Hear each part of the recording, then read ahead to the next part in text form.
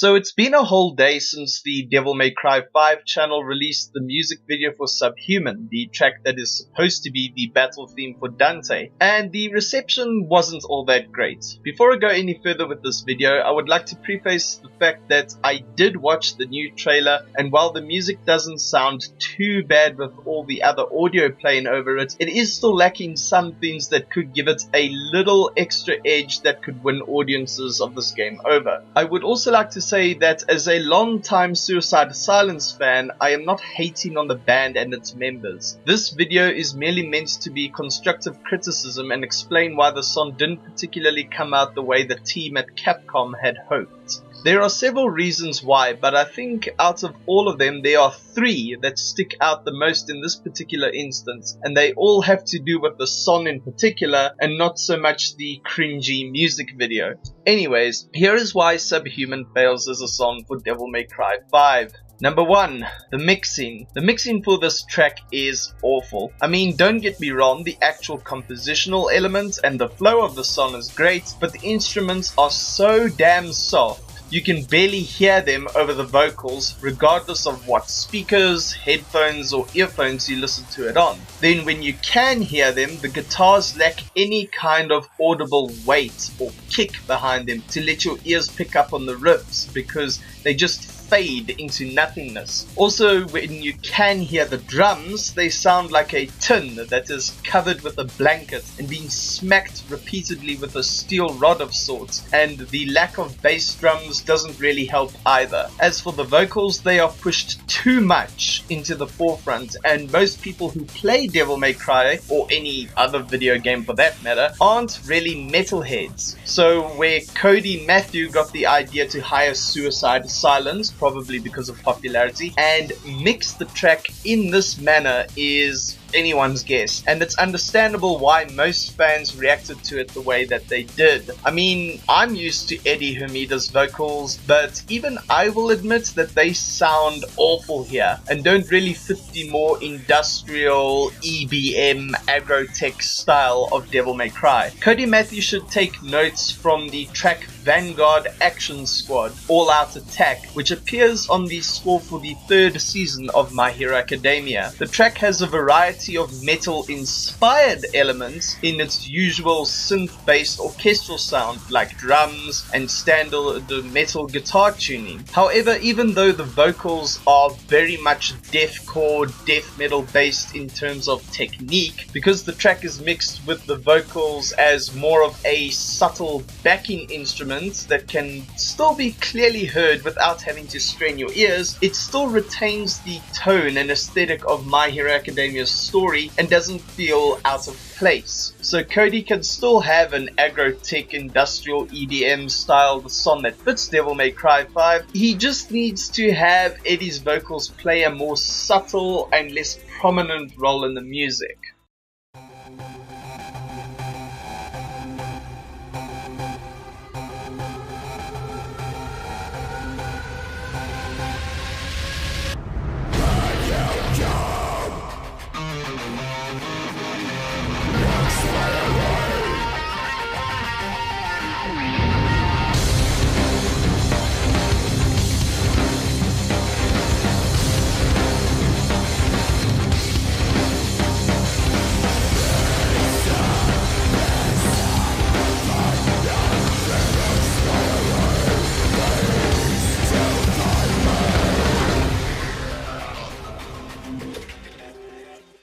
Number 2, the vocals. Most fans of Devil May Cry may be a fan of the music of the franchise, but that doesn't necessarily mean they are metalheads. So it's only natural that they found Eddie's vocals to be unbearable from their point of view. What doesn't help either is the fact that Eddie was using the more whiny and strained screams that he tried to do on their god-awful self-titled album, which saw the band trying to imitate the likes of Korn and Deftones and cash in on nu metal nostalgia instead of the usual deathcore vocals, which might, emphasis some might, have been more tolerable to non-metalheads' ears. The reason why I say this is because metal vocals mostly have technique behind them and actually have a strong, solid and consistent sound that even someone who doesn't listen to metal at all can at least appreciate when executed correctly. On this song, Eddie sounds like one of those scene or emo bands that an edgy high schooler plays to say, "My music scares people," and has unfortunately led to people coining any kind of music with harsh vocals screamo, which mind you is not a real fucking genre. Now, I've heard some people say that it's because it's deathcore vocals that it doesn't fit Devil May Cry. I personally disagree. Almost any harsh vocal style in metal can go with the soundtrack unless it's from a genre like grindcore or slamming brutal death metal, that is. So while the actual song doesn't need to be rewritten, only remixed or re-recorded, I would personally swap out Eddie for a much better vocalist, one who is more suited to the task and whose vocals are capable of mixing between genres. Here are just a few clips of vocalists who I think can pull the song off better.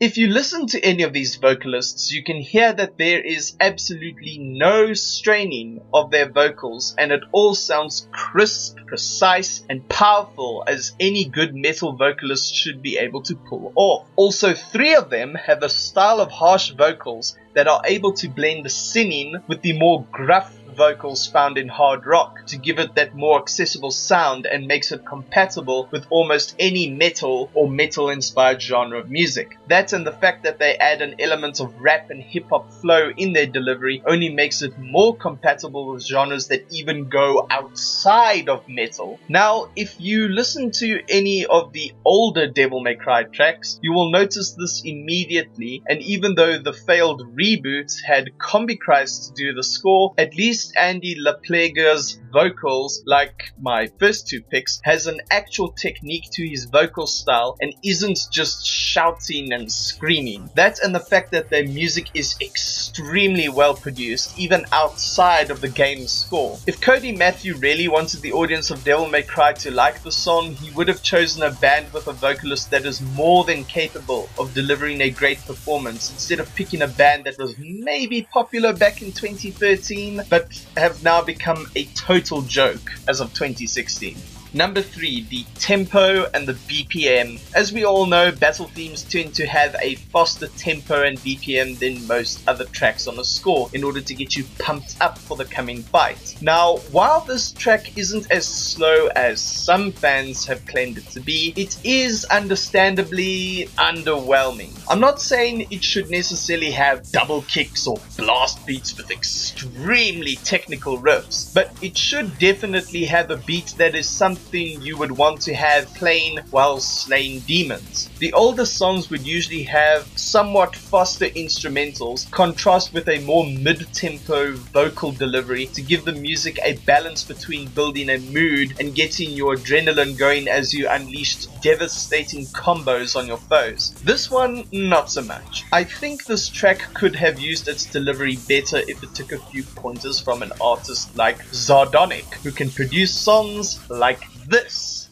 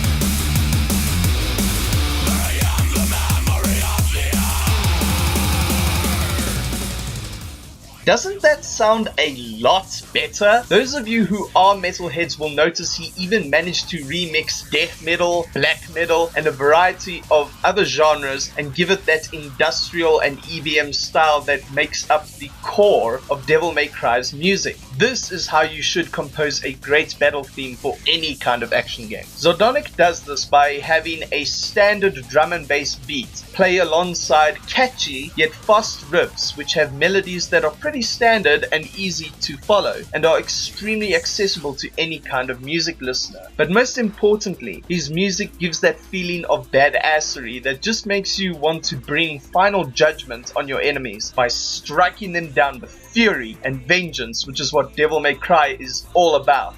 My advice to Cody Matthew and Suicide Silence is that they should take a step back and reevaluate their approach to the music by trying to understand the audience and the older soundtracks more, while also looking to new and upcoming artists like Zardonic and their peers in the metal scene to see what works and what doesn't. I realize Eddie didn't take the criticism towards their last album well, but in this case he will have to, since the audience is much larger than the metal scene, and the impression that he and his band makes on this soundtrack will have a drastic effect on how metal music is viewed by those who don't listen to the genre. So all I can say is best of luck to them, and hopefully they take some of these criticisms and do something constructive with them that can not only benefit the game but the fans and the band as well. Thank you all for watching. If you like what I do here, then consider liking, subscribing, commenting and sharing this video with your friends. You can also help me out by donating to my monthly Patreon, and you can follow me on social media for news, memes and other awesome stuff. Take care of yourselves, and until the next video, have a kick-ass day. Cheers.